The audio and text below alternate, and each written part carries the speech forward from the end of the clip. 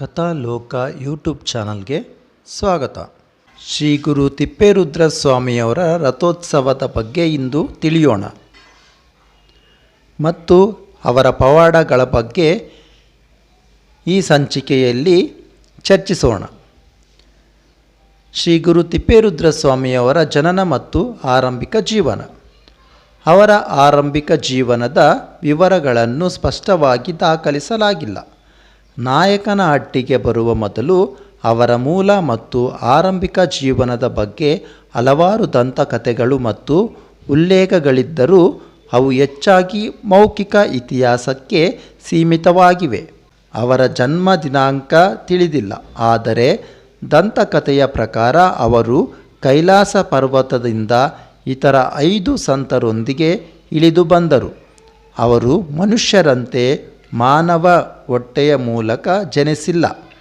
15ನೇ ಮತ್ತು 16ನೇ ಶತಮಾನದ ನಡುವಿನ ಸ್ಥೂಲ ಅವಧಿಯನ್ನು ಉಲ್ಲೇಖಿಸುತ್ತದೆ. ಬಹುಶಃ ಕ್ರಿಸ್ತಶಕ 1570 ರಿಂದ 1646ರವರೆಗಿರಬಹುದು. ಜೀವನದ ಉದ್ದೇಶ.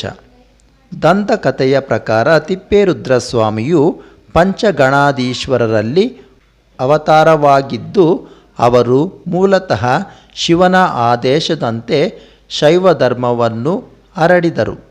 ಈ 5 ಗುರುಗಳು ಆ ನಿರ್ದಿಷ್ಟ ಪ್ರದೇಶದಲ್ಲಿ ಶಿವಧರ್ಮವನ್ನು ಹರಡುವ ಉದ್ದೇಶದಿಂದ ವಿವಿಧ ಸಮಯಗಳಲ್ಲಿ ಭಾರತದ ವಿವಿಧ ಸ್ಥಳಗಳಲ್ಲಿ ಪುನರ್ಜನ್ಮ ಪಡೆದರು.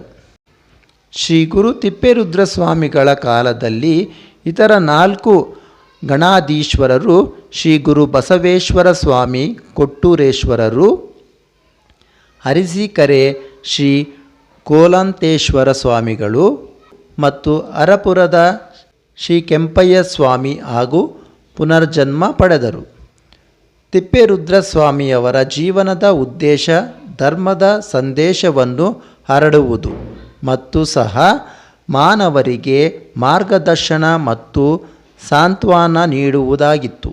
ಅವರ ಹೆಸರಿನ ಮೂಲದ ಹಿಂದಿನ ದಂತಕಥೆ ತಿಪ್ಪೇಸ್ವಾಮಿ ಅಥವಾ ತಿಪ್ಪೇರುದ್ರಸ್ವಾಮಿ.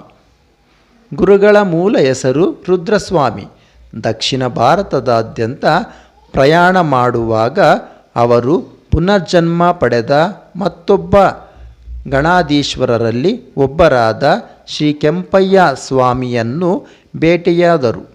ಅವರು ತಮ್ಮ ಜೀವನದ ಮೂಲ ಉದ್ದೇಶವನ್ನು ಮರೆತು ಮಾನವ ಜೀವನದ ಐಹಿಕ ಸುಖಗಳು, ಸಮಸ್ಯೆಗಳು ಮತ್ತು ಆಸೆಗಳಲ್ಲಿ ಸಿಲುಕಿಕೊಂಡಿದ್ದರು. ಕೆಂಪಯ್ಯ ಸ್ವಾಮಿಗೆ ಜ್ಞಾನೋದಯ ಮಾಡುವ ಉದ್ದೇಶದಿಂದ ರುದ್ರಯ್ಯ ಸ್ವಾಮಿ ಕಸ ಮತ್ತು ಹಸುವಿನ ಸಗಣಿ ತುಂಬಿದ ದೊಡ್ಡ ದಿಬ್ಬದ ಮೇಲೆ, ಅಂದರೆ ತಿಪ್ಪೆಯ ಮೇಲೆ ಕುಳಿತು ಧ್ಯಾನದಲ್ಲಿ ಕುಳಿತರು. ಈ ದುರ್ವಾಸನೆ ಬೀರುವ ದಿಬ್ಬವನ್ನು ಹೊಲಗಳಲ್ಲಿ ಗೊಬ್ಬರವಾಗಿ ಬಳಸಲು ಉದ್ದೇಶಿಸಲಾಗಿತ್ತು ಮತ್ತು ಅಂತಹ ದಿಬ್ಬಗಳನ್ನು ಇಂದಿಗೂ ಗ್ರಾಮೀಣ ಪ್ರದೇಶದ ಹೊಲಗಳಲ್ಲಿ ಕಾಣಬಹುದು.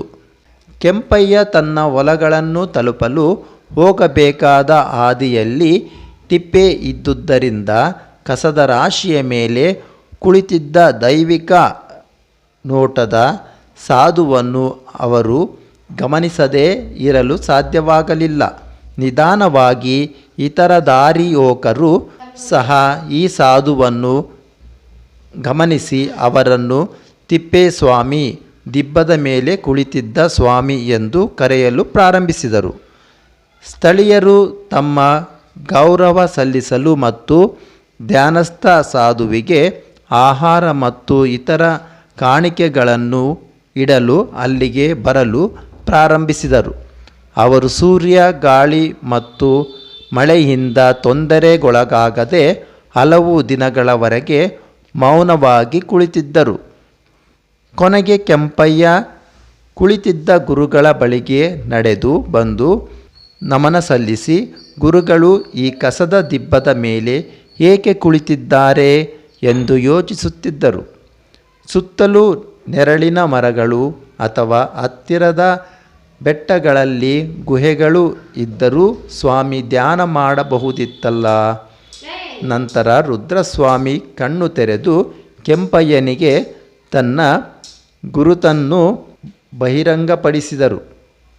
ತಾನು ಕಸದ ದಿಬ್ಬದ ಮೇಲೆ ಕುಳಿತಿದ್ದರೂ ವಾಸನೆ ಅಥವಾ ಕೊಳಕು ತನ್ನ ಇಂದ್ರಿಯಗಳ ಮೇಲೆ ಪರಿಣಾಮ ಬೀರಲು ಬಿಡುತ್ತಿರಲಿಲ್ಲ ಮತ್ತು ಶಿವನನ್ನು ಧ್ಯಾನಿಸುವ ತನ್ನ ಮೂಲ ಉದ್ದೇಶವನ್ನು ಮುಂದುವರಿಸಿದ್ದಾಗ ಅವರು ಹೇಳಿದರು, ಸಾಮಾನ್ಯ ಮಾನವ ಜೀವನದ ನೋವು ಮತ್ತು ಸುಖಗಳಿಂದ ತನ್ನ ಮೂಲ ಜೀವನದ ಉದ್ದೇಶದಿಂದ ವಿಚಲಿತನಾಗಿದ್ದ ಕೆಂಪಯ್ಯನಿಗೆ ತನ್ನ ನಿಜವಾದ ಗುರುತು ಮತ್ತು ಉದ್ದೇಶ ನೆನಪಾಯಿತು.